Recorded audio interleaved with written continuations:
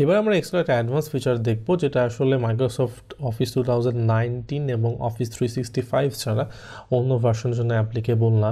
So আপনি যদি পুরাতন ভার্সন ইউজ করে থাকেন তাহলে আসলে এই ফিচারটি ইউজ করতে পারবেন না। তো সেটা হচ্ছে আইকন ইনসার্ট করা।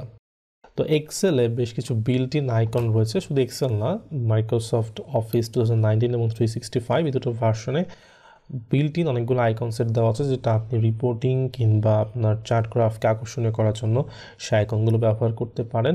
এই জন্য যেটা করতে হবে সেজন্য ইনসার্ট ট্যাবে যেতে হবে এবং ইনসার্ট ট্যাব থেকে দেখুন ইলাস্ট্রেশনস, এর নিচে রয়েছে আইকনস বলে একটা অপশন। তো আইকনস ক্লিক করি তাহলে দেখুন একটা ট্যাব ওপেন হবে, এখানে অনেক অনেক আইকন দেওয়া আছে। আপনি আপনার পছন্দ মতো এবং প্রয়োজন মতো কনভিনিয়েন্ট যে কোনো আইকন এখান থেকে ইনসার্ট করতে পারেন। সাপোজ ধরুন আমি এখান থেকে একটা আইকন ইনসার্ট করে দেখাই। ধরুন আমি এখান থেকে এই মানি যে আইকনটা সেটা ইনসার্ট করবো। ওকে, এটা সিলেক্ট করলাম, যদি আমি ইনসার্টে ক্লিক করি দেখুন এখানে কিন্তু আইকন ইনসার্ট হয়ে গেল।